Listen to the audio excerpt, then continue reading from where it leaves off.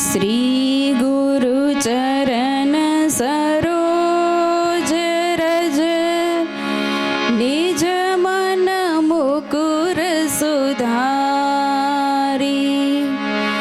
बरनहु रघुवर विमल जसु जोदायक फल चारी बुद्धिहीन तनु जानिके सुमिरो पवन कुमार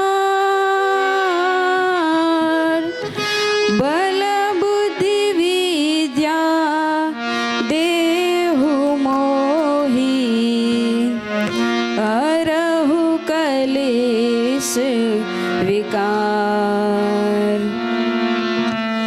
जय हनुमान ज्ञान गुण सागर जय कपीसति लोक उजागर रामदूत अतुलित बल धामा अंजनी पुत्र पवन सुत नामा महावीर विक्रम बजरंगी कुमति निवार सुमति के संगी कंचन बरन बिराज सुबेसा कानन कुंडल कुंचित केशा हाथ बजोर ध्वजा बिराजे कांधे मूज जनेऊ साजे शंकर सुवन केसरी नंदन तेज प्रताप महाजगवंदन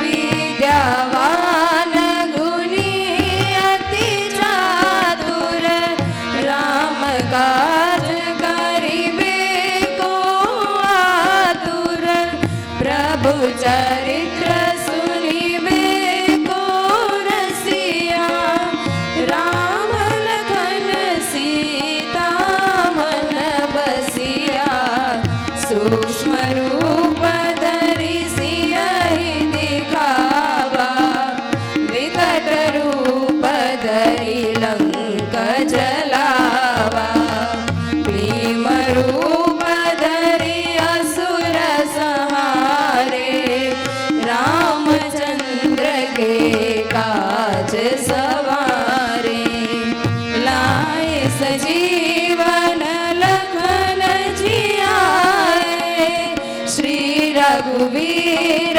हरषि उर लाए रघुपति कीन्ही बहुत बड़ाई तुम मम प्रिय भरत ही सम भाई सहस बदन तुम्हारो जस गावे अस कहि श्रीपति कंठ लगावे सनकादिक ब्रह्मादि मुनीसा नारद शारद सहित अहिसा जम कुबेर दिगपाल जहाते कवि गोविंद कहि सके कहाँ के तुम उपकार सुग्रीव ही कीना राम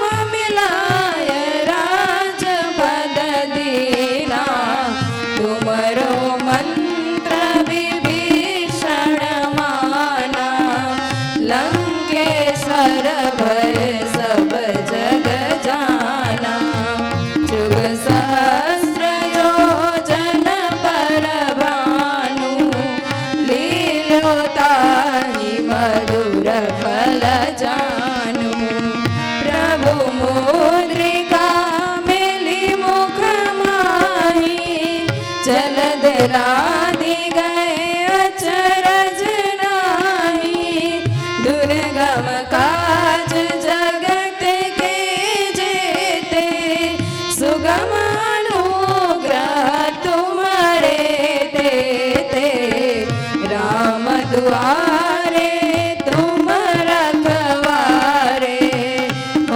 तन आज्ञा बिनु पैसारे, सब सुख रहे तुम्हारी शरणा, तुम रक्षक ताहू को डरना। आपन तेज सहारो आपे, तीनों लोक हांकते कांपे, भूत पिशाच निकट नहीं आवे, महावीर जब नाम सुनावे, नासे रोग हरे सब पीरा, जपत निरंतर हनुमत वीरा। संकट से हनुमान छुड़ावे, मन क्रम वचन ध्यान जो लावे, सब पर राम तपस्वी राजा, तिनके काज सकल तुम साजा। और मनोरथ जो कोई लावे, सोई अमित जीवन फल पावे, चारों जुग परताप तुम्हारा, हे प्रसिद्ध जगत उजियारा। साधु संत के तुम रखवारे, असुर निकंदन राम दुलारे, अष्ट सिद्धि नौ निधि के दाता, असवर दीन जानकी माता, राम रसायन तुम्हारे पासा, सदा रहो रघुपति के दासा। तुम्हारे भजन राम को पावे, जन्म जन्म के दुख विसरावे, अंत काल रघुवरपुर जाई, जहाँ जन्म हरि भक्त कहाई। और देवता चितन धरई, हनुमत से ही सर्व सुख करई, संकट कटे मिटे सब पीरा, जो सुमिरे हनुमत बलवीरा। जय जय जय हनुमान गोसाई, कृपा करहु गुरुदेव की नाई, जो सतबार पाठ करे कोई, छूटई बंदी महासुख होई। जो यह पढ़े हनुमान चालीसा, होय सिद्धि साखी गौरीसा। तुलसीदास सदा हरि चेरा, कीजे नाथ हृदय डेरा, कीजे नाथ हृदय डेरा।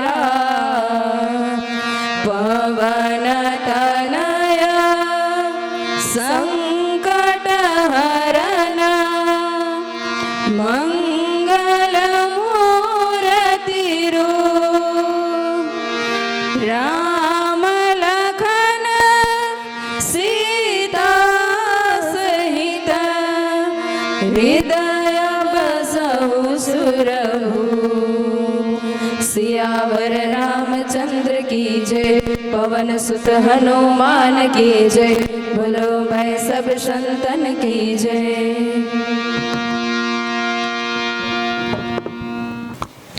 સુપ્રભાત બધાને।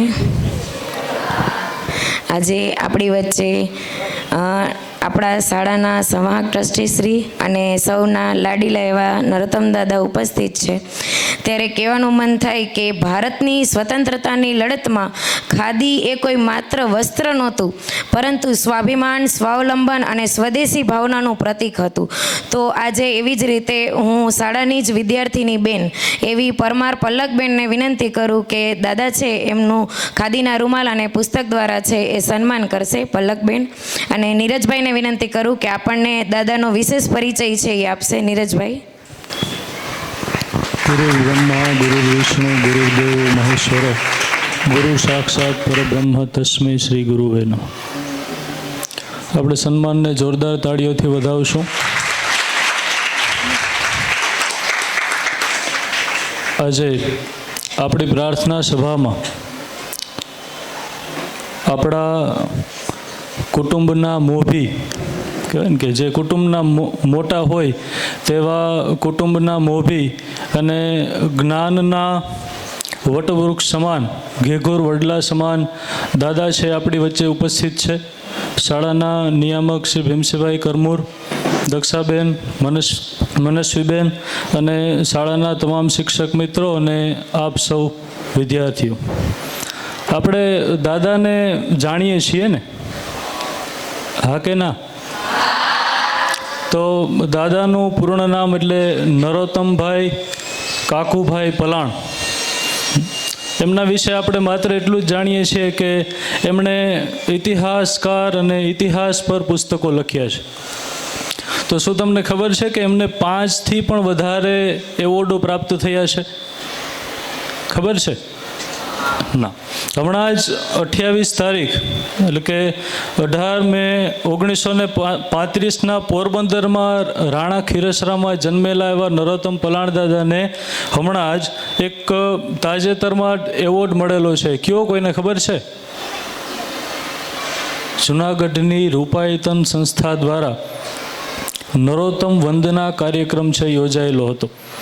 તેમાં ઘણા બધા ઇતિહાસકાર, નામી અનામી ઇતિહાસકારો એમણે દાદાના પરિચય અને દાદાના પુસ્તકો વિશેની વાત કરી છે. તો ઘણી વખત એવું થાય કે આપણે દાદાના પરિચયની માત્ર ને માત્ર 10% ખ્યાલ છે. દાદાએ ઇતિહાસ, ભજન, લોકગીત અને લગ્ન ગીતો વિશે પણ લખ્યું છે. તેમના ગુર્જરી ભાષાના તમામ નાના મોટા સર્જક સાથે 2 હાથ, છૂટા આંગળા અને ડોલતા મસ્તકથી ગુગવતા અટહાસ્યથી મળતા આ વિદ્વાન ભેટીને પ્રેમ કરનાર અને બીજી પડે જ મૌન થઈ જનાર અને પોતાના કામમાં લાગી જનાર આ કર્મયોગી પુરુષને આજે આપણે મળવાના છીએ અને ઘણા સમયથી મળીએ છીએ.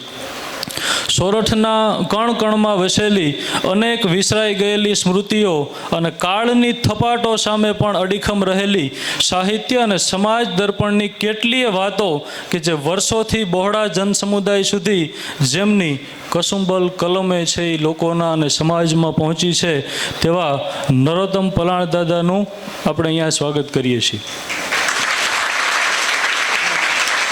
એમના પુસ્તકો વિશે થોડી માહિતી મેળવીએ કે એમણે 60થી પણ વધારે પુસ્તકો લખ્યા છે. એમાં એમણે અધ્યાપકની ડાયરી, જાજલ્યમાન જુનાગઢ, પોરબંદરનો ઇતિહાસ, કથાનિધિ ગિરનાર અને એમને મળેલા એવોર્ડની વાત કરીએ તો સારસ્વત સન્માન જે 2022માં એમણે ઇતિહાસના નોંધપાત્ર પ્રદાન બદલ છે એમને પ્રાપ્ત થયેલ છે. ત્યારબાદ દર્શક એવોર્ડ મનુભાઈ પંચોળી દર્શક ફાઉન્ડેશન દ્વારા એમને 2023માં દર્શક એવોર્ડ પ્રાપ્ત થયો છે. ત્યારબાદ કવિ કાગ પુરસ્કાર 2013માં લોક સાહિત્ય અને ચારણી સાહિત્યમાં તેમના બહોળા પ્રદાનથી એમને પ્રાપ્ત થયો છે. ગુજરાત સાહિત્ય અકાદમી પારિતોષિક એમના જાણીતા પ્રવાસ ગ્રંથ ચાલો પ્રવાસ માટે ગુજરાત સાહિત્ય અકાદમી તરફથી આ પુરસ્કાર મળ્યો છે. આજે આપણે સૌને ખબર છે કે બેનર વાંચ્યું એટલે કે 8 ઓગસ્ટ 1942માં ભારત છોડો આંદોલન એમના વિશેની કેટલી બધી અજાણી વાતો એ સાંભળવા માટે આપણે આજ મળ્યા છીએ. તો ભારત છોડો આ નારો એ યુસુફ મેહર અલી દ્વારા આપવામાં આવ્યું હતું. આઝાદીની લડતનું સૌથી મોટું અને જન આંદોલન જો કોઈ હોય તો એ હતું ભારત છોડો જન આંદોલન. અખિલ ભારતીય કોંગ્રેસ સમિતિના મુંબઈમાં ગોવાડિયા ટેન્ક મેદાન મંચ પરથી ગાંધીજીએ સર્વપ્રથમ આ નારો આપ્યો હતો કે કરેંગે યા મરેંગે. તો દાદા વિશેનો પરિચય મેળવ્યો. ત્યારબાદ હવે આપણે વધારે વાત ન કરતા દાદાને જ વિનંતી કરીએ કે જે 8 ઓગસ્ટનું આંદોલન એટલે કે ઓગસ્ટ ક્રાંતિ તરીકે પણ ઓળખાય છે એવા આંદોલનની જાણીતી અને અજાણી વાતો કે આપણી સમક્ષ રજૂ કરે. જય સિયારામ. આજે 8મી ઓગસ્ટ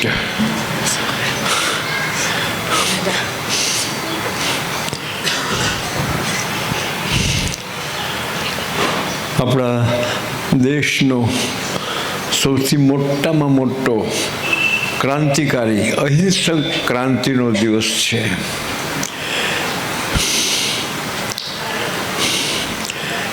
એની પહેલાં જે નવા ભાઈ બહેનો આવ્યા છે, નવા શિક્ષક ભાઈ બહેનો આવ્યા છે, એ સૌનું સ્વાગત કરું છું. આ વખતે આપને મળવામાં મોડો પડ્યો છું, પણ આવ્યો છું ખરો. ભીમસિંહભાઈ તો સતત સંપર્કમાં હોય છે, બીજા દીકરો બહેનો બધા હોય છે, પણ તમને જે નવા દાખલ થયેલા છે ભાઈ બહેનો અને વિદ્યાર્થી ભાઈ બહેનો, એને મળવાનું પહેલી વાર બન્યું છે.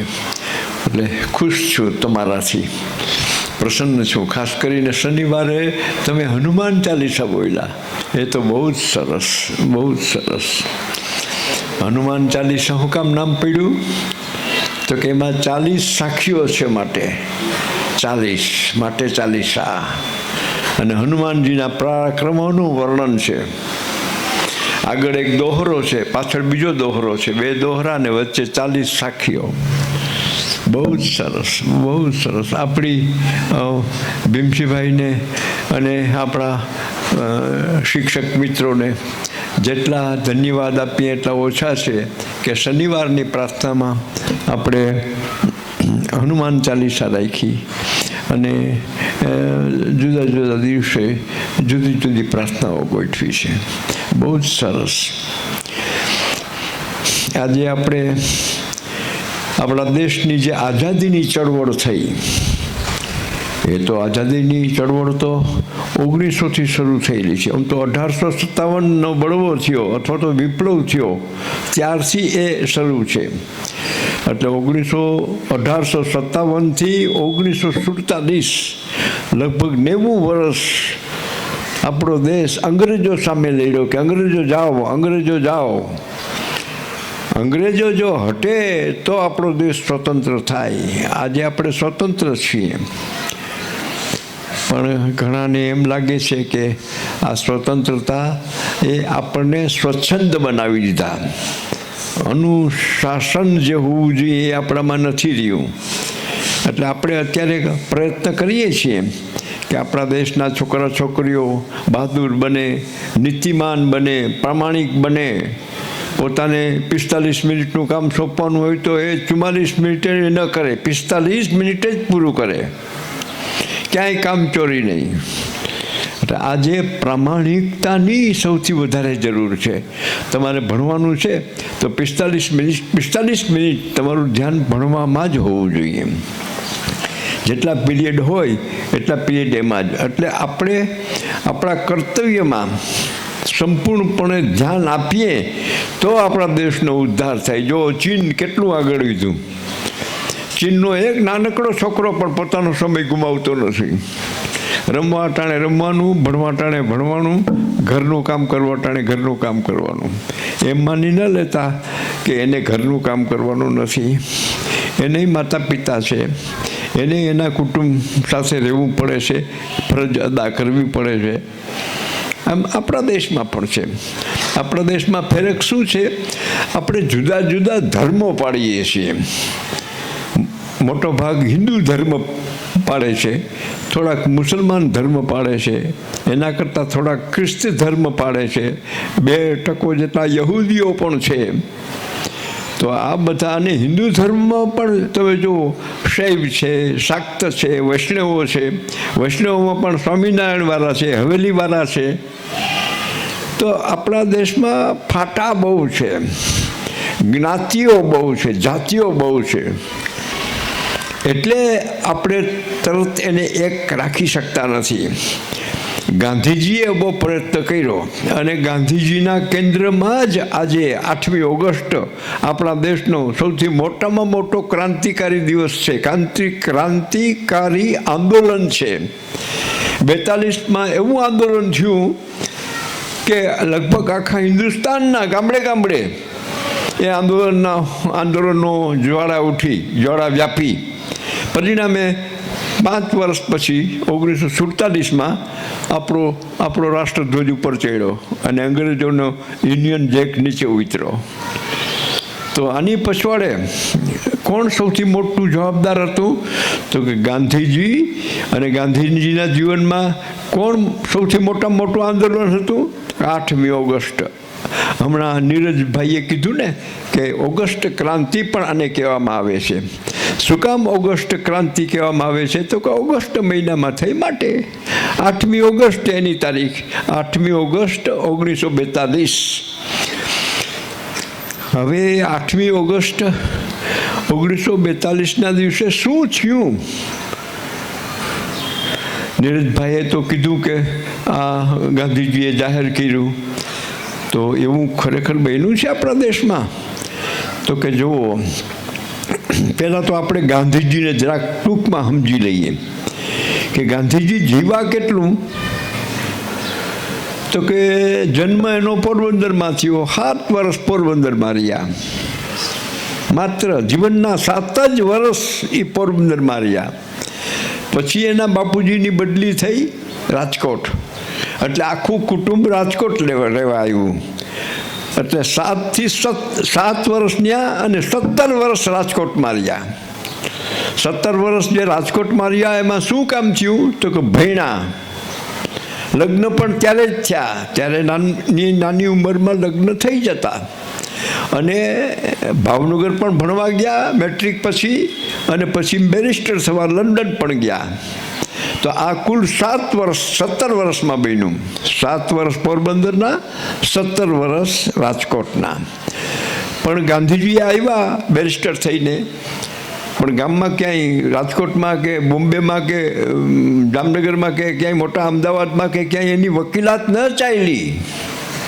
વકીલ હતા, વકીલ થઈને આવ્યા હતા. બેરિસ્ટરનું બાર એટ લો એને કહેવાય, એ ભણીને આવ્યા હતા.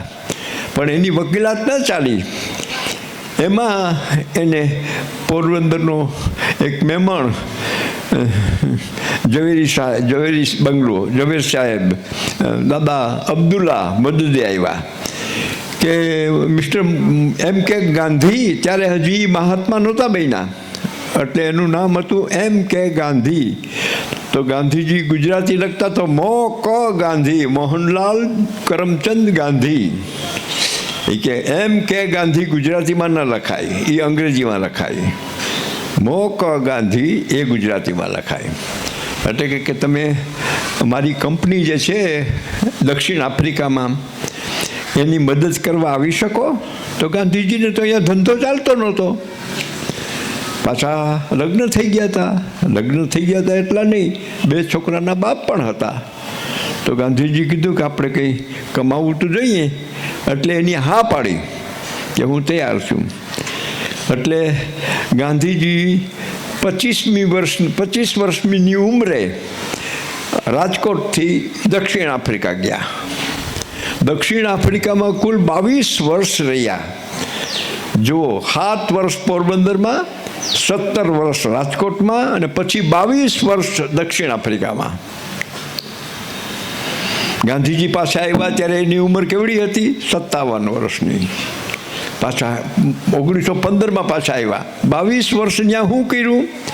તો કે ત્યાં વકીલાત પણ કરી, બહુ જ એવી વકીલાત હતી કે એ સમયે આખા દક્ષિણ આફ્રિકામાં સૌથી મોટામાં મોટા વકીલ એમ કે ગાંધી કહેવાતા.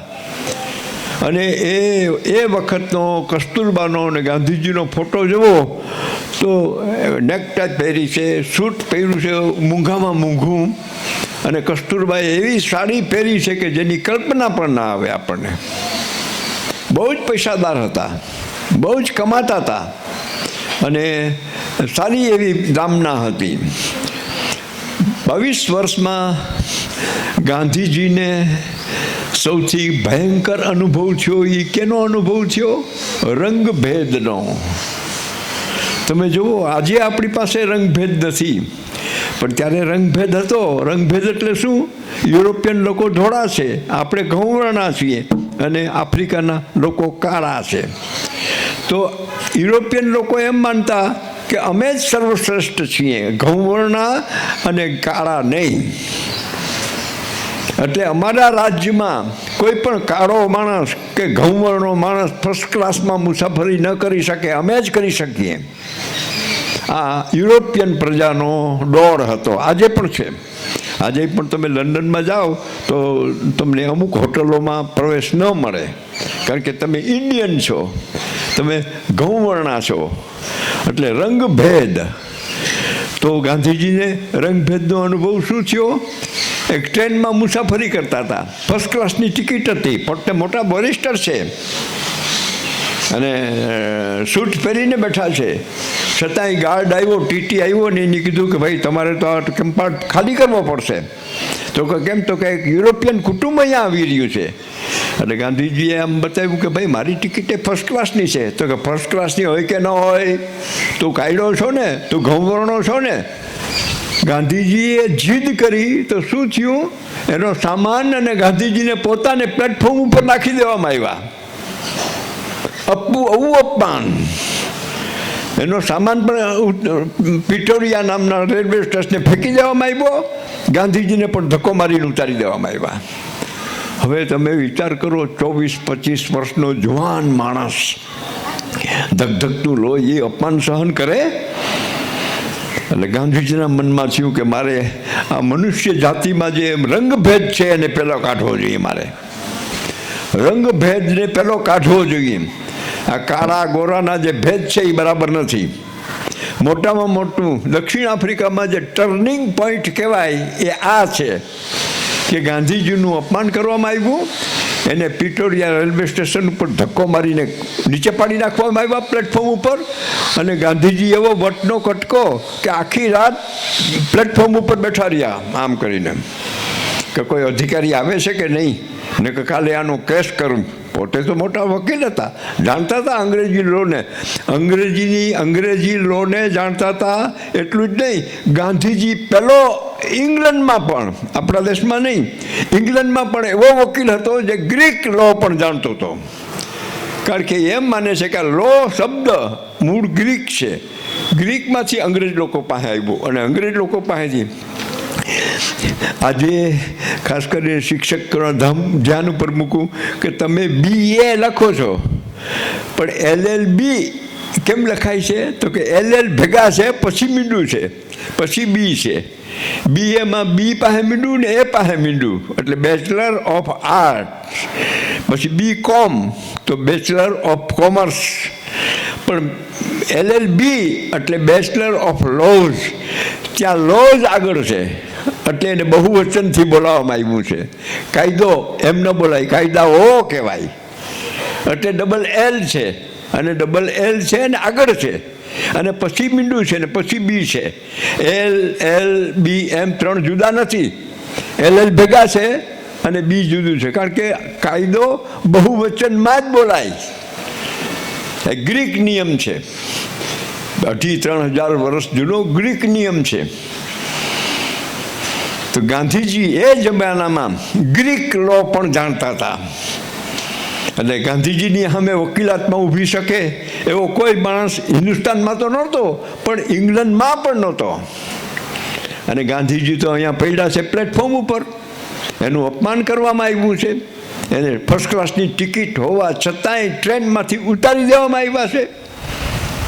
અને ગાંધીજીને એમ થઈ ગયું કે હું ઇન્ડિયાનો 25-26 વર્ષનો છોકરો બેરિસ્ટર થયેલો, આટલું મોટું મારા હાથ નીચે 10 વકીલો તો કામ કરે છે જોહાનિસબર્ગ નામના સ્ટેશનમાં, એવા શહેરમાં, ને મને આવું અપમાન કર્યું. હવે આ વાતની ખબર દાદા અબ્દુલ્લાને પડી. એટલે દાદા અબ્દુલ્લા તો એ સમાજનો સૌથી મોટો પૈસાદાર મહેમાન હતો. એટલે તરત જ એનીએ પોતાના માણસોને દોડાવ્યા કે જાઓ, આપણા એમ કે ગાંધીનું અપમાન કર્યું છે અંગ્રેજ લોકોએ.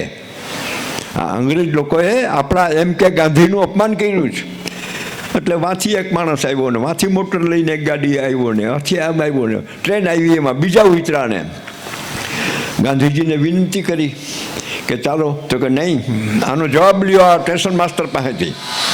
આ સ્ટેશન માસ્ટરને પૂછો કે કયા નિયમને આધારે તમે મને નીચે ઉતરાવ્યો? ઘા કરી નાખી દીધો તો મારો સામાન, તો ફર્સ્ટ ક્લાસનો હું માણસ, મારો સામાન નીચે કોણે નાખી દીધો? એની પાસે શું અધિકાર છે? બધાય હલવાઈ રહ્યા, કારણ કે ગાંધીજી કાયદાની રીતે સાચા હતા, લો એની તરફેણમાં હતો. એટલે જેટલા સ્ટેશન માસ્ટર એને નીચે ઉતારનાર જે ગોરાઓ હતા એને માફી માગી. ગાંધીજીની ઉદારતા એ હતી કે માફી દઈ દેતા. માફી તો બસ, પણ સમજો, કોઈ કાળાનું કે કોઈ ઘઉં વર્ણાનું તમે અપમાન ન કરી શકો જો એની પાસે ફર્સ્ટ ક્લાસની ટિકિટ હોય તો. અને ગાંધીજી કે મારી પાસે ફર્સ્ટ ક્લાસની ટિકિટ છે. દક્ષિણ આફ્રિકાના 22 વર્ષમાં સૌથી મોટામાં મોટો અનુભવ આ. એટલે 22 વર્ષે અહીંયા આવ્યા, એટલે કુલ કેટલા થયા? 7 પોરબંદરમાં, 17 રાજકોટમાં અને 22 દક્ષિણ આફ્રિકામાં. પાછા ગાંધીજી હિન્દુસ્તાનમાં ક્યારે આવ્યા? તો 1915 9મી જાન્યુઆરી 1915માં ગાંધીજી પાછા મુંબઈ ઉતર્યા. મુંબઈ ઉતર્યા ત્યારે શું હતું? 98 સુધી આખી દુનિયાનો મોંઘો સૂટ પહેર્યો હતો. ફોટો જોજો તમે, સૂટ પહેર્યો હતો 98 સુધી. પણ જેવા અહીંયા સ્ટીવરમાં દેખાણા 9મી નવેમ્બરે, એટલે અસલ આપણો કાઠિયાવાડી પોશાક પહેરી લીધો. માથે પાઘડી, બંડી અને ચોયણો અથવા ધોતિયું. કસ્તુરબાએ પણ એવો પોશાક પહેરી લીધો. પૈસા હતા, પૂરેપૂરા પૈસાદાર હતા, અને સારામાં સારો ડ્રેસ પહેરતા એ અને એના છોકરા. ગાંધીજીના કુલ 5 સંતાનો, એમાંથી એક સંતાન મૃત્યુ પામ્યા. એટલે 2 બાળકો અહીંયા રાજકોટમાં જન્મ્યા અને 2 બાળકો ત્યાં જન્મ્યા. 4 છોકરા હતા. એટલે પોતાના છોકરા સંતાનો બધા ભેગા હતા. એ બધા વૈભવથી રહેતા હતા. ગાડીઓ મોટર ચડવા આવે ને મોટર મૂકવા આવે એમ હતું. પણ ગાંધીજી જેવા 1915માં ભારતમાં આવ્યા એટલે ભારતનો શુદ્ધ પોશાક પહેરીને જ નીચે ઉતર્યા. ગાંધીના જીવનનો પહેલો તફાવત. ત્યારે ગાંધીજીએ પાઘડી બાંધી છે. પાઘડી બાંધી છે. જો તમે ગાંધીજીના ફોટા જુઓ તો તમને ખબર પડી જાય કે 1915માં ગાંધીજી ઉતર્યા ત્યારે ગાંધીજીએ પાઘડી બાંધી છે.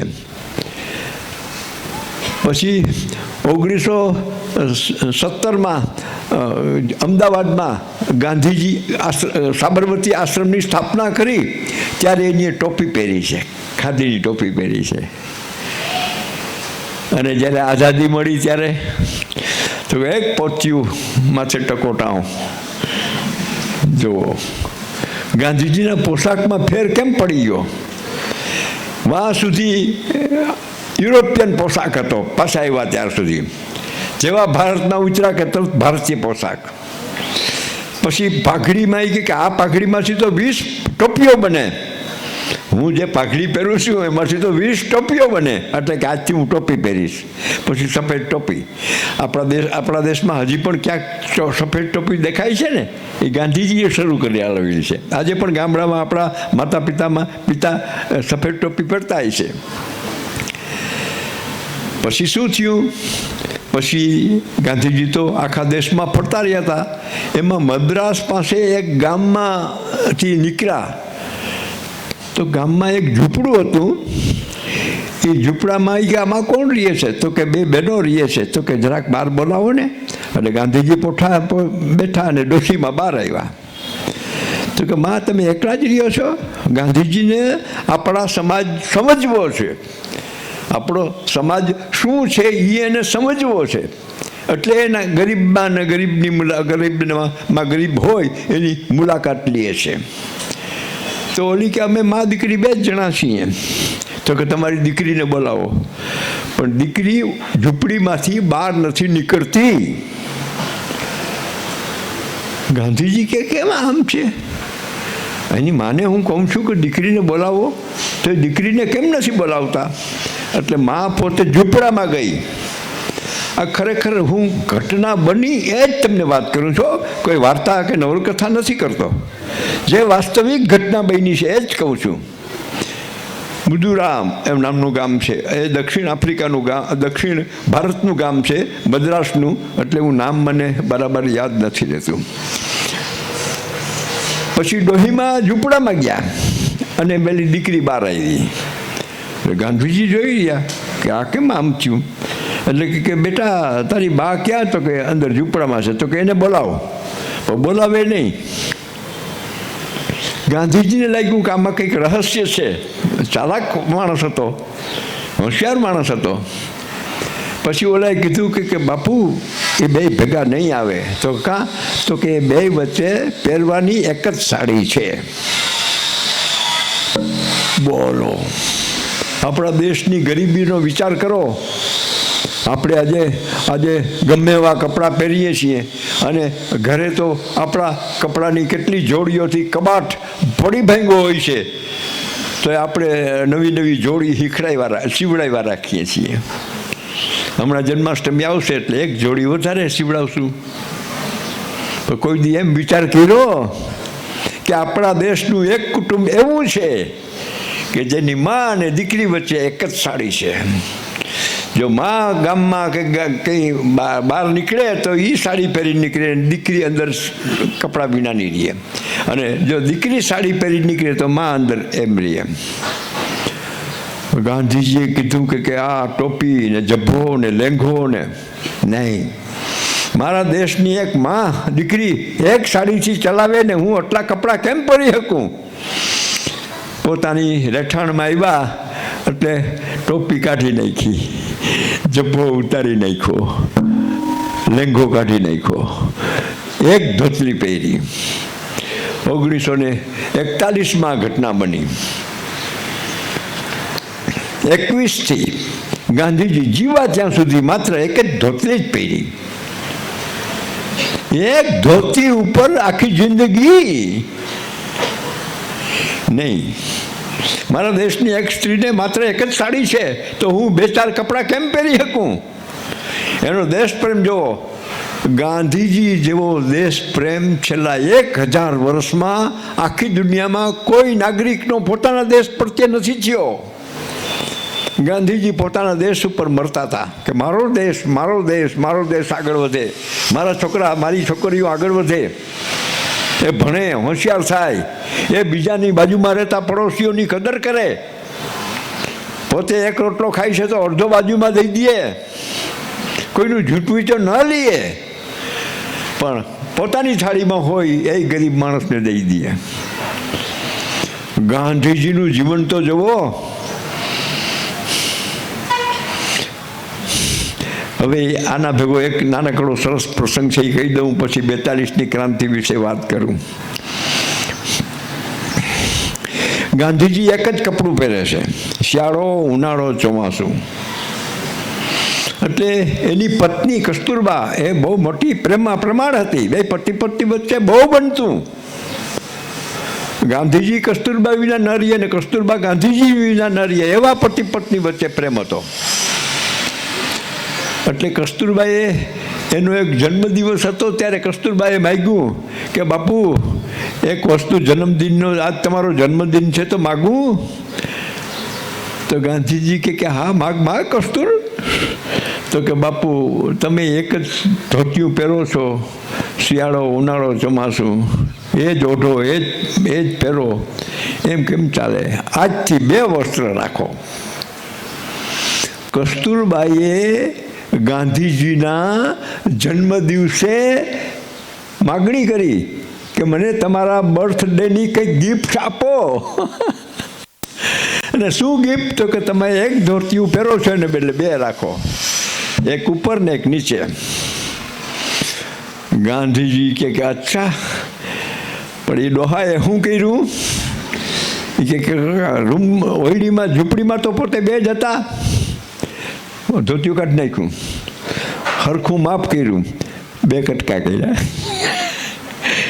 એક ધોતિયાના 6 વારનું ધોતિયું હતું, એના ત્રણ વારના બે કટકા કર્યા. લે કસ્તુરા, એક નીચે ને એક ઉપર, બરાબર 2 થઈ ગયા ને. તો કે બાપુ તમને પુગાય મારાથી.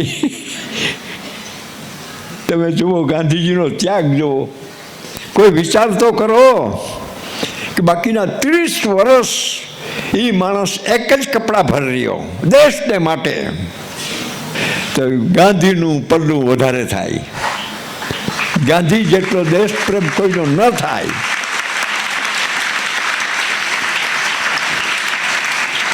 ઘણા ગાંધીજીની ટીકા કરે છે ને, આમ છે ને તેમ છે ને, એની હરિજનોને મહત્વ આપ્યું ને, એની ધર્મના ભેદભાવ કાઢ્યા. પણ જરાક વિચાર તો કરો કે તમારી ચામડી ગાળી છે માટે તમને ધક્કો મારવામાં આવે, તમારી પાસે ફર્સ્ટ ક્લાસની ટિકિટ હોય છતાંય, તો એ કેવી વસ્તુ પડી પડે. ગાંધીજીનું જીવન દરેક જણાએ વાંચવું જોઈએ, દરેક જણાએ સમજવું જોઈએ કે આ એના દેશ માટે શું કરી ગયો. આ ગાંધીજી એના દેશ માટે પલે પલ જીવો. ખેર, ગાંધીજી 7 વર્ષ પોરબંદરમાં જીવ્યા, 17 વર્ષ રાજકોટમાં, 22 વર્ષ દક્ષિણ આફ્રિકામાં. ગાંધીજી જ્યારે અહીંયા આવ્યા તે પછી 33 વર્ષ એ ભારતમાં જીવ્યા. અને 1915માં ગાંધીજી ભારતમાં આવ્યા. પછી 33 વર્ષમાં શું થયું? તો કે 2 મોટી ઘટનાઓ બની આ 33 વર્ષમાં. એક 1930માં બની, એ દાંડી કૂચની આંદોલન, અને બીજું 1942માં બન્યું, એ હિન્દ છોડો આંદોલન અથવા ભારત છોડો આંદોલન. ગાંધીજીનું મૃત્યુ કેમ થયું? તો કે એક હિન્દુએ એને બંદૂકની ગોળી મારી, મુસલમાને નહીં.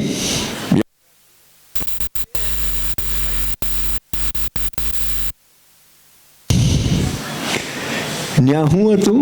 ત્યાં વર્ણ ભેદ હતો. શુદ્ર એટલે હલકામાં હલકો, વૈશ્ય, ક્ષત્રિય અને બ્રાહ્મણ. તો કે વર્ણાશ્રમ પ્રથા આપણા દેશમાં કેવી છે? આપણે શુદ્ર વર્ગને, નિમ્ન વર્ગને તિરસ્કારીએ છીએ, એને આપણા જેટલું મહત્વ નથી આપતા. આપણા બંધારણે તો બ્રાહ્મણનો વોટ અને શુદ્રનો વોટ એક જ હરખી કિંમત કરી છે. 18 વર્ષની ઉંમરે મત આપવાનો અધિકાર મળે ત્યારે એ અધિકાર એક જ સરખો છે, કારણ કે આપણે ભારતના નાગરિક છીએ અને નાગરિક તરીકે સર્વશ્રેષ્ઠ છીએ અને સમાન હકના છીએ. આપણા દેશમાં સમાન હકના છીએ આપણે. પણ આપણે અત્યારે વર્ણાશ્રમની વાત નથી કરતા, આપણે અત્યારે 42ની આંદોલનની વાત કરીએ છીએ. તો ગાંધીજી 33 વર્ષ જીવ્યા. એ 33 વર્ષમાં 2 મહત્વના આંદોલનો તો દર વર્ષે 2-5 હતા જ, પણ કોઈ એક ગામનું આંદોલન. દાખલા તરીકે આપણી બાજુમાં ખારચિયા, તો ખારચિયા ગામનું આંદોલન, બરાબર. પછી રાજકોટનું આંદોલન, તો સૌરાષ્ટ્ર પૂરતું આંદોલન. પણ આખા દેશ પૂરતું આંદોલન કોણ? તો કે એક દાંડી કૂચ 1930 અને એક 1942 હિન્દ છોડો ચળવળ. આ 2 સૌથી મોટા આંદોલન. હવે 42ની લડત કેમ શરૂ થઈ? ગાંધીજીના જીવનમાં ઘણા પ્રસંગો બન્યા. આખો દેશ ગાંધીજી ફર્યા, બરાબર. પછી જવાહરલાલ નહેરુ, સરદાર વલ્લભભાઈ પટેલ, રાજેન્દ્ર પ્રસાદ, રાજાજી અને એક મુસલમાન મિત્ર અબ્દુલ કલામ આઝાદ. એટલે ગાંધીજીએ ચર્ચા કરી કે આપણે કંઈક કરવું જોઈએ. તો કે અંગ્રેજો એમ સમજશે નહીં, અંગ્રેજોને જરા કડક આંદોલન આપો. એટલે કડક આંદોલન ક્યું? તો કે 42 હિન્દ છોડો ચળવળ. 8મી ઓગસ્ટ કેવી રીતે આવ્યું તમે જુઓ. ગાંધીજીના જીવનના મોટા ભાગના પ્રસંગો અમદાવાદમાં બન્યા છે. એ પછીના ઓછા પ્રસંગો દિલ્હી બન્યા છે. પણ મુંબઈમાં સૌથી મોટામાં મોટો પ્રસંગ બન્યો હોય તો 42ની ક્રાંતિનો. 1942ની એક ક્રાંતિ એવી છે કે જે મુંબઈમાં બની. તો કેમ નિર્ણય થયો? તો કે આજે આપણે કોંગ્રેસ એમ એક શબ્દ વાપરીએ છીએ, પણ 1947 પહેલાં અખિલ ઓલ ઇન્ડિયા કોંગ્રેસ કમિટી એમ શબ્દ હતો. અખિલ ભારતીય કોંગ્રેસ સમિતિ, કાર્યવાહક સમિતિ એમ હતું. તો ગાંધીજીએ ને બધા નેતાએ નક્કી કર્યું કે આપણે 8મી ઓગસ્ટ આપણી સમિતિની બેઠક મનાવીએ. એટલે 8મી ઓગસ્ટે એક બેઠક મળી મુંબઈમાં.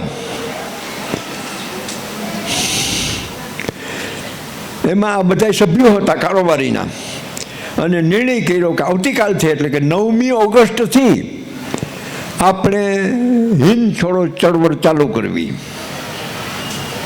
અને 9મી ઓગસ્ટે શું કરવું?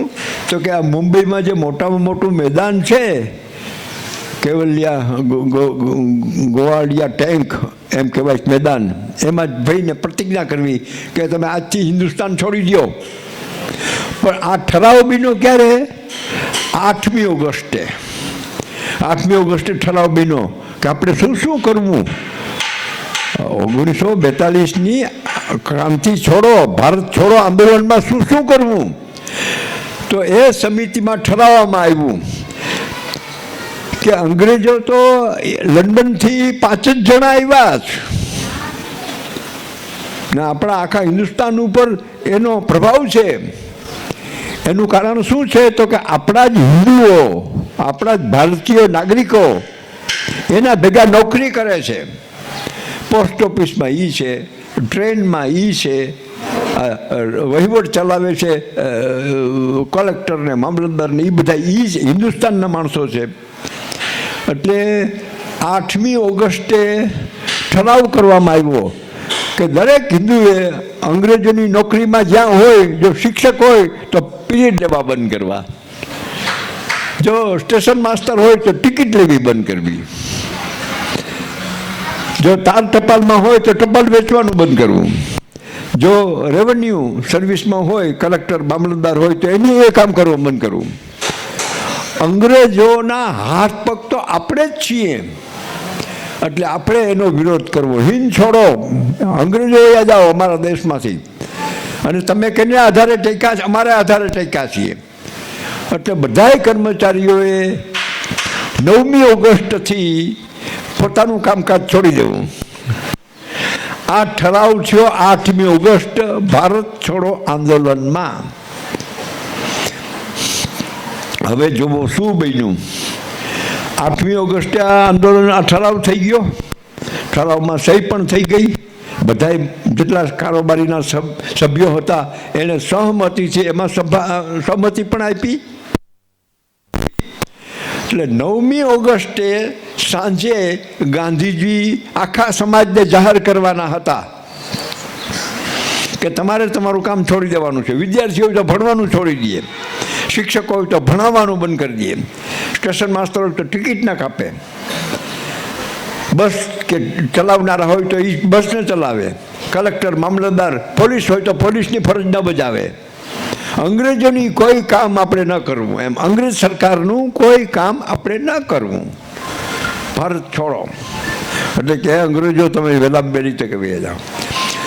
હવે જે ઇતિહાસમાં બહુ ઓછી નોંધાયેલી ઘટના છે એ તમને કહું છું કે 8મી તારીખે આ ઠરાવ પસાર થઈ ગયો.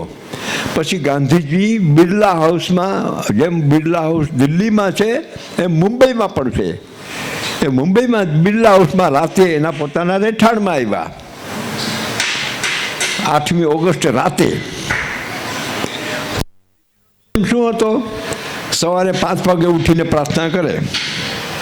તો 9મી ઓગસ્ટ સવારે 5 વાગે ગાંધીજી પ્રાર્થનામાં જતા હતા. પ્રાર્થના પૂરી થઈ પછી એને પાછા એના ઉતારામાં ન જવા દેવામાં આવ્યા. 9મી ઓગસ્ટે ગાંધીજીને પ્રાર્થના પછી એના ઉતારામાં ન જવા દેવામાં આવ્યા અને અંગ્રેજ પોલીસોએ એના વાહનમાં બેહાડીને લઈ ગયા. એની ધરપકડ કરી ગાંધીજીની. પણ અંગ્રેજ બહુ હોશિયાર હતા.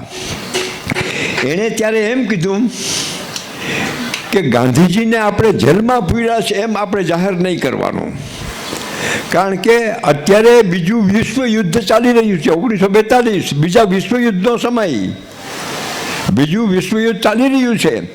એમાં જો આપણે ગાંધીજી વિરુદ્ધમાં આમ કરશું તો આપણી વિરુદ્ધમાં જે રાજ્યો છે, જે સ્ટેટ છે, જે દેશ છે, એ આપણી વિરુદ્ધમાં પડશે. એટલે એણે એમ કીધું કે આને ગાંધીજીને કોઈ જેલમાં ના પૂરો, પણ પૂનામાં જે આગા ખાનનો મહેલ છે એ મહેલમાં લઈ જાઓ. ને મહેલને ચારે બાજુથી રિપેર કરાવી લીધો.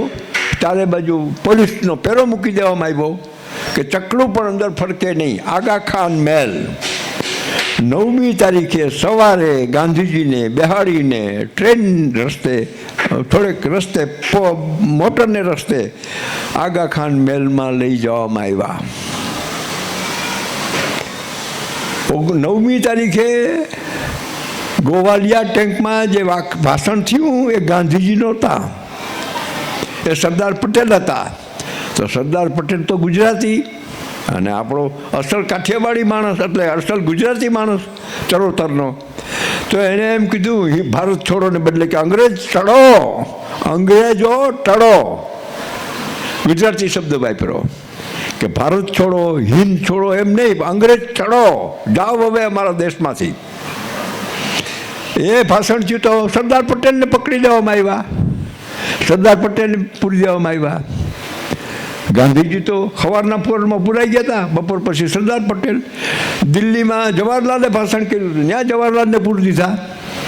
આખા દેશમાં જ્યાં જ્યાં ભાષણો થયા જે નેતાએ, એ બધાને હાન પડે ત્યાં જેલમાં પૂરી દેવામાં આવ્યા. ગાંધીજીને જે જેલમાં પૂરવામાં આવ્યા એનું નામ જેલ નહોતું, પણ આગા ખાનનો મહેલ હતો પૂનામાં. આ આગા ખાન મહેલને ખાસ યાદ રાખજો, આ આગા ખાન મહેલને ગાંધીજીએ પાછળથી યરવડા જેલ કહેવામાં નામ આપ્યું. યરવડા જેલ ત્યારે નથી, ગાંધીજીને જ્યારે પૂર્યા 1942માં ત્યારે નથી. એ ગાંધીજીને પાછળથી એ બંગલાનું નામ, એ રાજમહેલનું નામ યરવડા જેલ આપવામાં આવ્યું. યરવડા જેલમાં શું બન્યું? 2 કરુણ પ્રસંગો ગાંધીજીના જીવનમાં બન્યા. 9મી ઓગસ્ટે ગાંધીજીની ધરપકડ થઈ. એને એના બધા મિત્ર મંડળ સાથે, કસ્તુરબા હજી 9મી ઓગસ્ટે નહોતા, એ બીજી જગ્યાએ હતા, એને બીજે પૂરવામાં આવ્યા હતા. પણ 9મી ઓગસ્ટે અહીંયા આવ્યા પછી 9મી, 10મી, 11મી, 12મી, 13મી ને 14મી ને 15મી ઓગસ્ટે આઝાદી ત્યારે હજી નહોતી મળી, પણ 15મી ઓગસ્ટ 1942 મહાદેવભાઈ દેસાઈનું મૃત્યુ થયું જેલમાં જ, ત્યાં આગા ખાન મહેલમાં જ. ગાંધીજીનો જમણો હાથ હતા મહાદેવભાઈ દેસાઈ તો, એટલે ગાંધીજીની આગા ખાન મહેલમાં જ સમાધિ, અગ્નિ સંસ્કાર જ્યાં આપ્યા ત્યાં સમાધિ બનાવવામાં આવી. સવારના પોરમાં ગાંધીજી એની સમાધિ પાસે આવે છે, એ મહાદેવ જાગો જાગો, મહાદેવ જાગો, પણ મહાદેવ તો રાખમાં ઢબુડાઈ ગયા હતા. હવે ગાંધીજીનો અંગત ધ્યાન રાખનારું કોઈ રહ્યું નહીં, એટલે બીજી જેલમાંથી કસ્તુરબાને 16મી ઓગસ્ટે આગા ખાન મહેલમાં લઈ આવવામાં આવ્યા. હવે જોજો ગાંધીજીના જીવનની કરુણા, કે થોડાક મહિના થયા તો 22મી ફેબ્રુઆરી કસ્તુરબા પણ ઉપડી ગયા. ગાંધીજીના જીવનના 2 અગત્યના માણસો. 15મી ઓગસ્ટે મહાદેવભાઈ દેસાઈ મૃત્યુ પામ્યા અને 22મી ફેબ્રુઆરીએ કસ્તુરબા મૃત્યુ પામ્યા. ગાંધીજીએ, અને ખૂબીની વાત એ થઈ કે ગાંધીજીએ કસ્તુરબાને એક ભેટ આપવા માટે હાથની ખાદીની સાડી બનાવી હતી કે કસ્તુર, આ વખતે આપણી લગ્ન તિથિ આવે ને ત્યારે મારે તને ભેટ આપવીશ. લગ્ન તિથિ તો આવી નહીં. તો એ ખાદીની સાડી કસ્તુરબાની અંતિમ યાત્રા નીકળી ત્યારે ઓઢાડવામાં આવી. અને કસ્તુરબાનું સબ પડ્યું છે, ગાંધીએ સાડી ઓઢાડી છે, એનો ફોટો જોજો. તમારામાં જો સહેજ પણ લાગણી હશે તો તમારી આંખમાં આંસુ આવી જાય કે આપણા દેશનો, આખી દુનિયાનો, મનુષ્ય જાતિનો અવળો મોટો માણસ લાચાર થઈને પોતાની પત્નીને જોઈ રહ્યો છે કે અરે અરે મારો ટેકો વયો ગયો, મારો જિંદગીભરનો ટેકો વયો ગયો. સવારે શું થયું? 22મી ફેબ્રુઆરીએ મોત, પણ 23મી સવારે શું થયું? હજી દુનિયા જાગે એની પહેલાં કસ્તુરબાને જ્યાં અગ્નિ સંસ્કાર દીધા હતા એની રાખનો ઢગલો પડ્યો તો ત્યાં ગાંધીજી પહોંચી ગયા. અને રાતના ઢગલો આમ આમ આમ ફોડે છે કે અરે અરે મારી કસ્તુર કસ્તુર કસ્તુર કસ્તુર તો રાખ થઈ હતી. જિંદગીમાં પહેલી વાર ગાંધીજી રડ્યા, આંખમાં આંસુ આવી ગયા, રાખના ઢગલામાં હાથ ફેરવતા ફેરવતા. અને જુઓ ચમત્કાર, રાખના ઢગલામાંથી શું મળ્યું? આપણે ફૂલ વીણીએ છીએ ને, ફૂલ એટલે અસ્થિ, અસ્થિ એટલે હાડકા. તો હાડકા તો નીકળ્યા કસ્તુરબાના, પણ સાથે સાથે કાચની 2 બંગડીઓ પણ અખંડ નીકળી. ગાંધીજીના જીવનનો એક મહાન ચમત્કાર કે કસ્તુરબાને જે પહેરતા હતા એ બંગડીઓ નીકળી અંદરથી, એના સૌભાગ્યની નિશાની. ગાંધીજીના જીવનનો કરુણમાં કરુણ 2 પ્રસંગો એ આગા ખાન મેલમાં બન્યા. આગા ખાન મેલ પૂના, જેનું નામ પાછળથી ગાંધીજીએ યરવાડા જેલ આપ્યું, એ જેલમાં આ પ્રસંગો બન્યા. પછી શું થયું? પછી ગાંધીજી માંદા પડ્યા પોતે, 3 મહિના માંદા રહ્યા. એટલે અંગ્રેજ સરકારને થયું કે આ મહાદેવભાઈ ગયા, કસ્તુરબા ગયા, હવે આ મરી જાય. એ કે એ મરે ને આખી દુનિયા આપણી ઉપર માછલા ધોવે એની પહેલાં એને છોડી દો. એટલે ગાંધીજીને 44ના આખરમાં, 44ના નવેમ્બરમાં ગાંધીજીને છોડવામાં આવ્યા કે જાઓ તમારે જ્યાં જવું હોય ત્યાં વયા જાઓ, દવા કરાવો. હવે ગાંધીજીને જન્મ પોરબંદરમાં, એને દક્ષિણ આફ્રિકા લઈ જનાર પોરબંદરનો. અને અહીંયા અટાણે કોણ આવ્યું? પોરબંદરનો એક શેઠિયો જેનું નામ નાનજી કાલિદાસ મહેતા. એ કે બાપુ મારે પંચગનીમાં મારો બંગલો છે, કોઈ નથી રહેતું ત્યાં, હાલો ત્યાં અને હવા ફેર કરો. શાંતિથી રહ્યો 1 મહિનો. સીધા હવા ફેર કરવા ગાંધીજી પંચગની વયા ગયા. 1 મહિનામાં બરાબર હાજા પણ થઈ ગયા.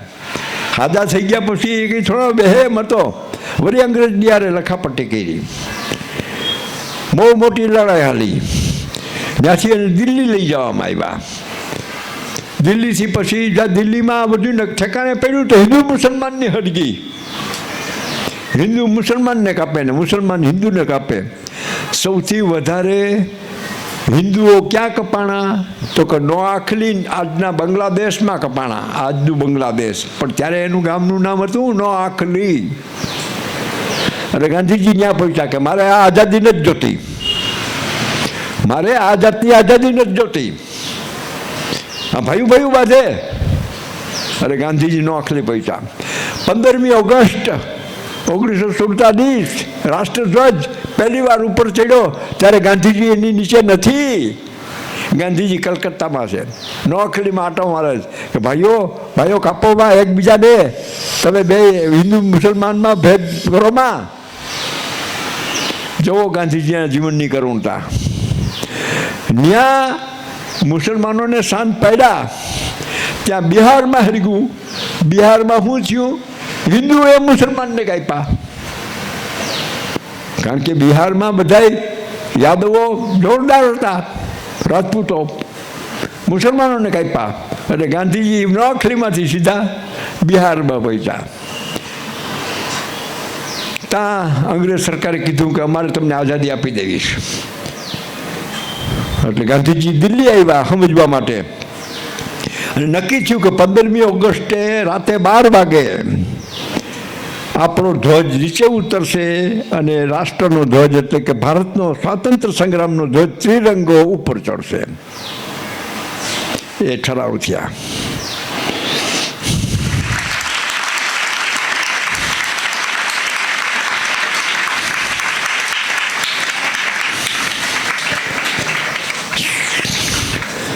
જાન્યુઆરી 48માં ગાંધીજીની હત્યા થઈ.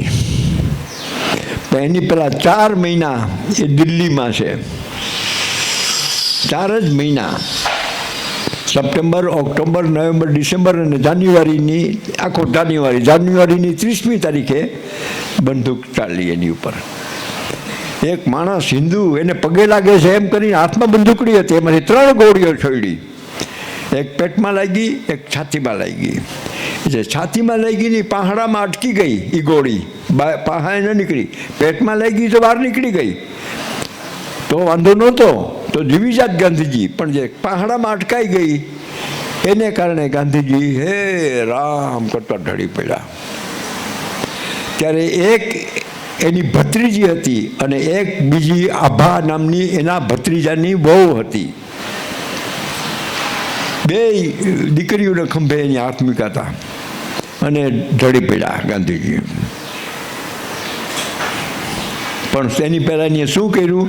હિન્દુસ્તાનમાં રંગભેદ ટાળ્યા, હિન્દુ મુસલમાનના ભેદ થાય એટલા ટાળ્યા.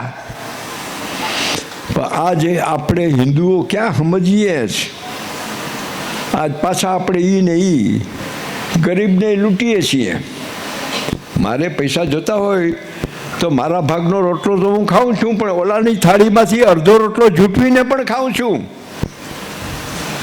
જો આપણે આપણા દેશની હિત ઈચ્છતા હોઈએ તો કોઈને છતરાય નહીં, કોઈનું અણહકનું લેવાય નહીં.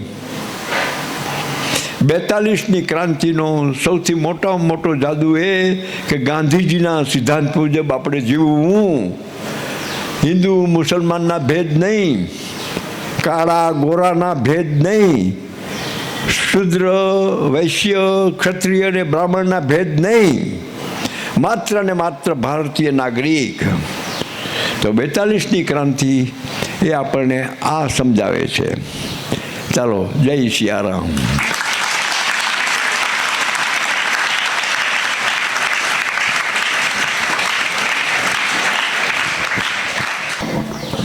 ઇતિહાસ વાંચવો સહેલો છે, પણ ઇતિહાસને સમજવો એક કલા છે, અને ઇતિહાસને જીવંત કરી સાંભળવું એ જ આપણા દાદાની વિશેષતા છે.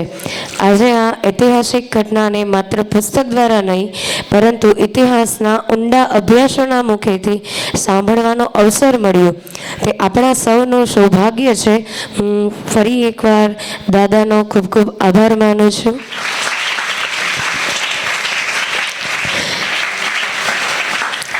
મિત્રો, વ્યસન માત્ર વ્યક્તિને નહીં પરંતુ સમગ્ર પરિવારના સુખને અસર કરે છે.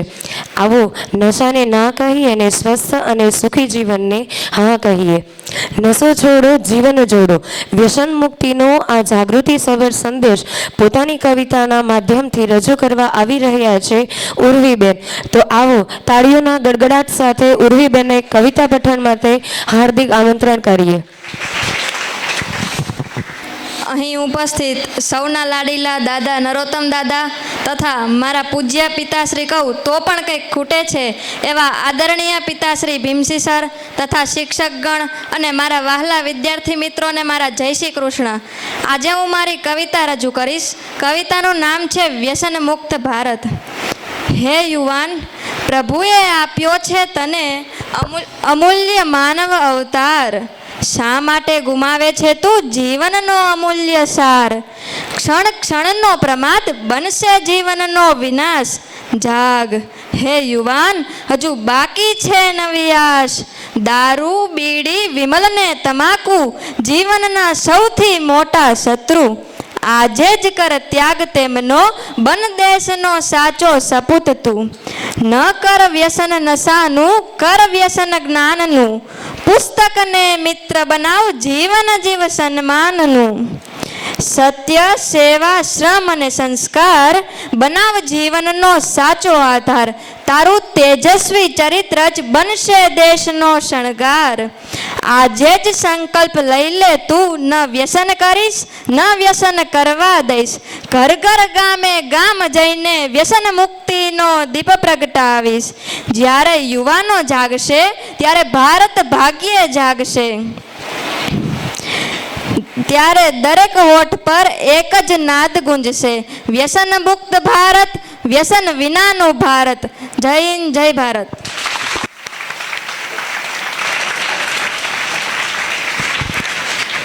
ખૂબ ખૂબ આભાર ઉર્વીબેન. વ્યસનનો સંદેશ આપતી કવિતાના શબ્દો હૃદયને સ્પર્શ થયા છે. હવે ચાલો શબ્દોથી અને વિચારોથી ભરેલી એક સુંદર સફર તરફ આગળ વધીએ. એક પુસ્તક એટલે માત્ર કાગળના પાના નહીં, પરંતુ અનેક વિચારોનું વિશ્વ. અને સંવાદ કેફે એટલે દિલથી દિલ સુધી પહોંચતો સંવાદનો સુંદર સેતુ. આવા સુંદર પુસ્તકના વિચારો અને સારને આપણા સુધી પહોંચાડવા આવી રહ્યા છે જિહાસાબેન. ચાલો આ જ્ઞાન અને વિચારોની આ સફરને તાળીઓના તાલ સાથે આવકારીએ. જિહાસાબેનને સંવાદ કેફેનો સાર રજૂ કરવા હાર્દિક આમંત્રણ કરું છું. અહીં ઉપસ્થિત પલાણ દાદા, ભીમસી સર, સર્વ આચાર્યગણ અને વિદ્યાર્થી મિત્રોને નમસ્કાર. હું તપોવન વિશ્વવિદ્યાલયની વિદ્યાર્થીની જિહાસા બોરડ આજે સંવાદ કેફેના પુસ્તક વિશે તમને માહિતગાર કરીશ. આ સમણજી દ્વારા રચાયેલ પુસ્તક નાનકડું છે, પરંતુ તેમાં કોમ્યુનિકેશન સ્કિલ વિશે ઘણું જાણવા મળે છે. તેમાં કોમ્યુનિકેશન સ્કિલના 30 જેવા મુદ્દા આવરી લેવામાં આવ્યા છે, જેમ કે how to speak in public and how to become active listener. આ પુસ્તકનું લેખિત સ્વરૂપમાં રૂપાંતરણ થતાં પહેલાં પુરુષાર્થના પ્રાંગણમાં જ અહીં તેના વિશે એક શિબિર યોજાઈ હતી, જેમાં પુરુષાર્થના સર્વ આચાર્યો, શિક્ષકો અને તેમજ તપોવનના વિદ્યાર્થીઓ જોડાયેલા હતા. આ શિબિરમાં માત્ર અમારે એક શ્રોતા તરીકે સાંભળવાનું ન હતું, પરંતુ એક વક્તા તરીકે તે શિબિરને અનુભવવાની પણ હતી. આ શિબિર અને આ પુસ્તક દ્વારા અમને સાચી અને સારી રીતે બોલતા કર્યા. તેથી સમણજીનો અને તેમાં નિમિત્ત સર્વે વ્યક્તિઓનો હું ખૂબ ખૂબ આભાર માનું છું.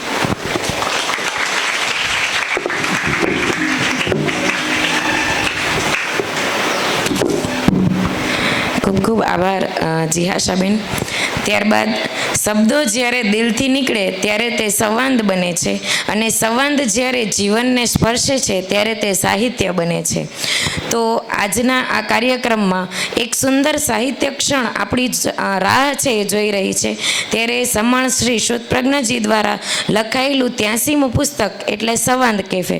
તો હું દાદાને, સરને, સર્વેને વિનંતી કરું કે અહીં સ્ટેજ પરથી આપણે આ સમણજીનું જે પુસ્તક છે એમનું દાદા દ્વારા છે એ લોકાર્પણ અથવા તો વિમોચન છે એ થશે. દાદાને વિનંતી.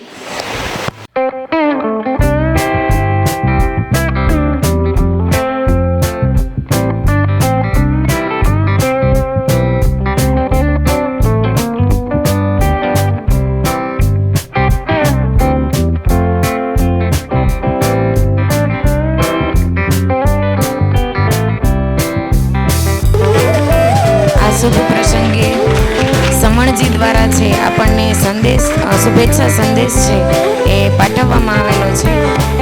ખૂબ આનંદની બાબત છે કે સન્માનનીય શ્રી નરોત્તમ દાદાના શ્રી હસ્તે સંવાદ કેફેનું વિમોચન થવા જઈ રહ્યું છે. 8મી ઓગસ્ટ 1942 ભારત છોડો આંદોલન, સ્વાતંત્ર્યનો સંકલ્પ. 8મી ઓગસ્ટ 1942ના રોજ મુંબઈના ગોવાલિયા ટેન્ક મેદાનમાં મહાત્મા ગાંધીજીએ ભારત છોડો આંદોલનનો ઐતિહાસિક નાદ કર્યો અને સમગ્ર દેશને કરો અથવા મરોનો મંત્ર આપ્યો. આ આંદોલને ભારતીય સ્વાતંત્ર્ય સંગ્રામને નવી દિશા અને નવી શક્તિ આપી.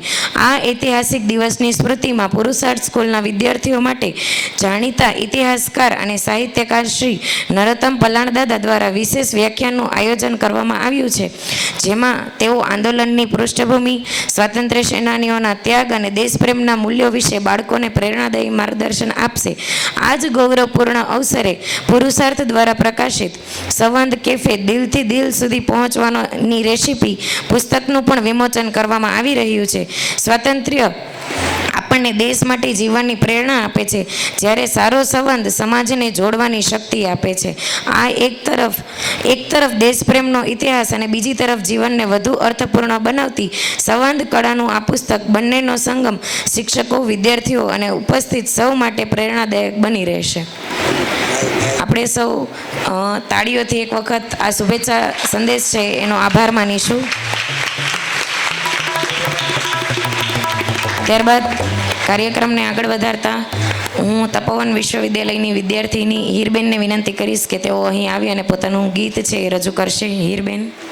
મારું નામ હીર છે અને હું તપોવન વિશ્વવિદ્યાલયમાં 11 સાયન્સમાં અભ્યાસ કરું છું અને આજે હું એક ગીત રજૂ કરીશ.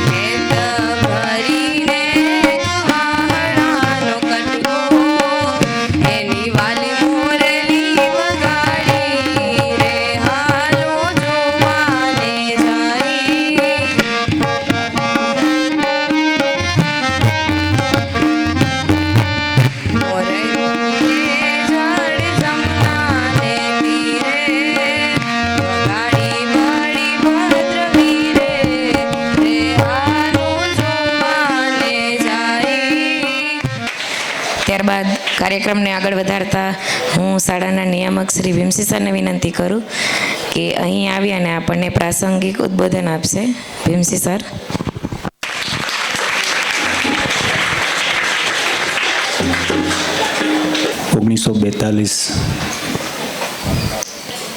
ક્રાંતિ દિવસ નિમિત્તે આપણી વચ્ચે ઉપસ્થિત આપણા પ્યારા દાદા, વિદ્યાર્થી ભાઈઓ બહેનો અને સમગ્ર કાર્યકર ભાઈઓ બહેનો,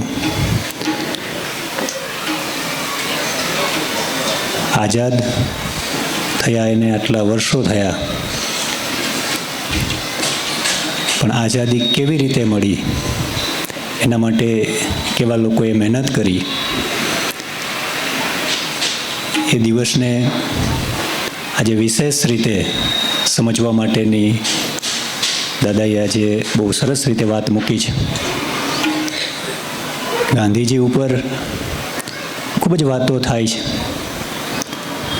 પણ ક્યાંક અધૂરું વાંચન કરેલા લોકો દ્વારા એમની ટીકાઓ પણ થાય છે.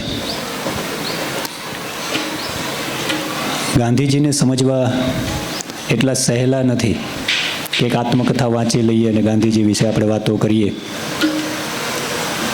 ભારત પાકિસ્તાનના ભાગલાના થોડા રૂપિયાઓની વાત આવે અને આપણે ગાંધીજી વિશે બે વાતો કરી નાખીએ, એવા સહેલા ગાંધી નથી. એનું પ્રમાણ વિશ્વના જુદા જુદા દેશોમાં ગાંધી માર્ગો, ગાંધીજીના પૂતળાઓ એનું પ્રમાણ છે કે જેટલું આપણે આપણા દેશના લોકો ગાંધીજીને ન સમજી શક્યા એટલું વિશ્વ એને સમજ્યું છે. એ વિશે વાત કરવા માટે દાદા આપણી વચ્ચે ઉપસ્થિત રહ્યા છે. દાદાને પણ સમજવા એટલા સહેલા નથી. ઇતિહાસકાર, પુરાતત્વવિદ કે આટલા પુસ્તકોના લેખક એવું નથી. અહીંયા વાત કરી નીરજભાઈએ કે જુદા જુદા લોકગીતો, લગ્ન ગીતો, પશુ, પંખી, વનસ્પતિ, માનવ જીવન અને એમના જે આપણી ધરોહરો, પ્રાચીન ધરોહરો ઉપરના એમના જે પુસ્તકો, એ પુસ્તકો તો આજે આપણા જામનગરનો ઇતિહાસ હોય, પોરબંદરનો ઇતિહાસ હોય કે સરકારને કંઈ માહિતી જોઈતી હોય તો એના પ્રમાણ છે એ ઓથેન્ટિક માની અને એનો ઉપયોગ કરે છે. દાદા ઉપર સવારના 8 વાગ્યેથી લેક્ચર શરૂ થાય અને સાંજે 5 વાગે પૂરું થાય લેક્ચર, જુદા જુદા નામાંકિત વ્યક્તિઓ દ્વારા, અને તોય એના ગુણગાન પૂરા ન થાય એ દાદા છે. આજે આ દિવસે આપણી સૌ વચ્ચે ઉપસ્થિત રહ્યા અને આજે જ સવારે વાત કરતા હતા કે આવી જ રીતે વાત હજી મારે કરવી છે. રક્ષાબંધન હમણાં જ આવી રહ્યો છે, તો રાખડીની શરૂઆત ક્યારથી થાય, ક્યારેક સમય મળશે તો એના માટે પણ વાત કરશું. દાદા, આજનું આ જનરેશન ખૂબ ઓનેસ્ટ છે, પ્રામાણિક છે. સાચી વાત, પ્રમાણભૂત વાત એ તરત અપનાવે છે. એટલે આ યંગ જનરેશનની સામે સાચી વાત મૂકનારા, સારી અને સ્પષ્ટ વાત મૂકનારા, પ્રમાણભૂત વાત મૂકનારા લોકોની હવે કમી રહી છે, એ નક્કી છે. અને પુરુષાર્થનું પ્રાંગણ આટલું ભાગ્યશાળી છે કે તમે શ્રમણજી આવી વાતો મૂકવા માટે સતત અહીંયા સામેથી આવતા રહ્યો છો, એનો ખૂબ આનંદ છે. આજ દિવસ નિમિત્તે એક બાજુ 42ની ક્રાંતિની વાત હોય અને એ વાત પૂરી થાય અને સંવાદ કેફે, પૂજ્ય શ્રમણજી દ્વારા લખાયેલું પુસ્તક અને વિદ્યાર્થીઓ અહીંયા જ એને ટાઈપિંગ કરી, કોમ્પ્યુટરાઇઝ કરી અને પુસ્તક રૂપે પ્રકાશિત કર્યું, જોવું પણ ગમે. આ સંવાદ, આજનું જનરેશન સંવાદ ઈચ્છે છે, પણ આ સંવાદ કેમ કરવો, કેવી રીતે કરવો એ શીખે છે આપણા પરિવારમાંથી. એક આઝાદી પહેલાંના આપણા અભણ લોકો, વડીલો એ કેળવાયેલા ખૂબ હતા, ભણેલા નહોતા, પણ વચ્ચેનો જે ગાળો છે એમાં સંવાદો કેમ કરવા, કેવી રીતે કરવા એનું આ જનરેશનને શીખવવામાં ન આવ્યું ને એના કારણે પ્રશ્નો થાય છે. પણ ખૂબ સરસ આજની આ યંગ જનરેશન પેઢીની સામે જો આવી સાચી વાતો, પ્રમાણભૂત વાતો એમની સામે મૂકીએ અને સંવાદ કરતા શીખવીએ તો આ યુવાનો પણ કંઈક ક્રાંતિ કરે એવા યુવાનો છે. આજે શ્રમણજી વતી આપણે આભાર વ્યક્ત કરીએ દાદાનો, જેમણે પુસ્તક વિમોચનમાં હાજરી આપી છે બધાનો, અને ખાસ દાદાનો પુરુષાર્થ પરિવાર વતી આભાર વ્યક્ત કરીએ કે એમને જ્યારે પણ ઈચ્છા થાય ત્યારે અહીંયા એમના મનમાં જે વાતો હોય એ વાતો કરવા માટે ઉપસ્થિત રહે, સાંભળવા માટે આ યુવાધન તૈયાર છે. આવો જ આવતો દિવસ આવી રહ્યો છે. આજે શનિવાર, આવતા શનિવારે 15 ઓગસ્ટનો દિવસ એ પણ પુરુષાર્થ કંઈક વિશેષ રીતે ઉજવી રહી છે. ત્યારે દર વર્ષે આર્મી નેવીના વિદ્યાર્થી ભાઈઓ બહેનો દ્વારા એને એક અલગ રીતે, જેમ દિલ્હીમાં ઉજવાતો હોય એ રીતે, જિલ્લા મથકોએ ઉજવાતો હોય એ રીતે અહીંયા બાળકો ઉજવતા હોય છે. ત્યારે પણ આ દિવસ માટે દાદાને આમંત્રણ છે કે આપ ઉપસ્થિત રહ્યો. અને દાદા, હજી શું કરવાનું છે એનું કોઈ પ્લાનિંગ નથી, કોઈ આયોજન નથી, પણ આ વિદ્યાર્થીઓ, આર્મી નેવીના વિદ્યાર્થીઓને આજે એવું કહેવામાં આવ્યું છે કે આજ બપોર પછી અને આવતીકાલ હાજર રહેવાનું છે. કાલ તો રજા છે. આજે જે પ્લાન કરશે, આવતીકાલે એની પ્રેક્ટિસ કરશે અને આવતા શનિવારે ધ્વજવંદનનો પ્રોગ્રામ અને પરેડ સાથેનો આખો પ્રોગ્રામ એ રજૂ કરશે. તો આ યુવાનો છે. તો આ દિવસની પણ ઉજવણી છે. નેક્સ્ટ એના પછીના દિવસોમાં રક્ષાબંધન અને જન્માષ્ટમીની પણ ઉજવણી. બીજી 2-3 વાત મારે કરવાની એ હતી આપને યાદી માટે. આજે જ ભાણવડની લાઇબ્રેરી, આજે એમાં 11:30 થી 12:30 1 કલાક વ્યાખ્યાન છે. એટલે પુરુષાર્થમાં જે વિદ્યાર્થીઓ હોય એ બધાને અને શિક્ષકોને ફ્રી હોય એને આમંત્રણ આપ્યું છે ત્યાંના સાહેબશ્રીએ. તો લાઇબ્રેરીમાં જેમનું ખાતું હોય અને અત્યારે અહીંયા બેઠા હોય તો એમને શાળા તરફથી રજા આપશું, 11:30 12:30 ત્યાં જવા માટેની, અને જવા માટેની વ્યવસ્થા પણ કરશું. જો કોઈ વિદ્યાર્થીઓનું ખાતું ત્યાં ખોલેલું હોય અને ત્યાં જવું હોય એ પ્રોગ્રામમાં તો એ જઈ શકે. બીજું, વૃક્ષારોપણ 15 ઓગસ્ટના દિવસે આપણે કરવાના છીએ. ધ્વજવંદનનો પ્રોગ્રામ પૂર્ણ થાય પછી તે જ દિવસે 50 વૃક્ષો એ આપણે વાવવાના છે. ગોપાલભાઈ તરફથી એમનો આર્થિક સહયોગ મળ્યો છે, અને સદભાવના વૃદ્ધાશ્રમ તરફથી એ પિંજરા એણે બનાવી આપ્યા, અને પિંજરા 2-3 દિવસમાં આવે. 15 ઓગસ્ટને દિવસે આપણે કુલ 51 વૃક્ષોનું વૃક્ષારોપણ પણ કરવાના છીએ. આ દિવસે વિશેષ કોઈ વિદ્યાર્થીઓને પોતાની યાદીમાં પણ કોઈ વૃક્ષ વાવવું હોય, પોતાના પરિવારની યાદીમાં, તો એ પણ વાવી શકે. એનો કોન્ટેક હીરાભાઈ અને સિનિયર વિદ્યાર્થીઓ હોય એમનો કરે. આપણે એમનો આર્થિક સહયોગ 1000 રૂપિયા જે બાળકો આપે તો એમના નામથી ત્યાં એમની તકતી લગાવી અને વૃક્ષોનું આર્મી નેવી ઉપવનમાં એ વૃક્ષારોપણ આપણે કરવાના છીએ. ખાસ શનિવારની વર્કશીટ, આ મુદ્દો પણ તમને યાદ કરાવું કે શનિવારે વર્કશીટ આપવામાં આવે છે.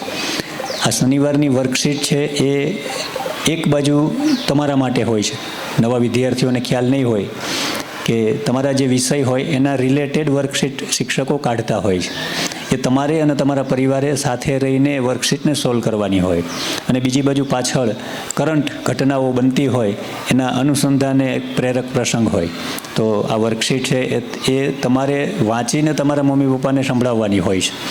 એટલે મને તમારી પાસે અપેક્ષા એ છે કે આ વર્કશીટને માત્ર લેસન સમજીને તમે તમારી રીતે પૂરી કરીને ન આવો, પણ આ વર્કશીટને તમે વાંચો, તમારા ફેમિલી તેને સાંભળે, અને બીજી બાજુ જે કંઈ વર્કશીટમાં પ્રશ્નો હોય તો એમાં ફેમિલીની મદદ લઈ અને તમે એનું સોલ્યુશન કરો. ખાસ આજના દિવસે ફરીથી અહીંયા સમણજી દાદા અને સૌનો આભાર વ્યક્ત કરી મારી વાત વિરામ આપું છું. જય હિન્દ, જય ભારત. ખૂબ ખૂબ આભાર સર. ત્યારબાદ કાર્યક્રમની પૂર્ણાહુતિ તરફ જતાં હું આભાર વિધિ માટે મનસ્વીબેનને વિનંતી કરું. અહીં ઉપસ્થિત દાદા, ભીમસિંહભાઈ તેમજ સમગ્ર પુરુષાર્થ પરિવાર, દરેક સુંદર કાર્યક્રમની પાછળ અનેક વ્યક્તિઓનો સહયોગ હોય છે. આજનો કાર્યક્રમ પણ માત્ર આયોજન નથી, પરંતુ વિચાર, જ્ઞાન, સાહિત્ય અને સંસ્કારનો સુંદર સંગમ હતો.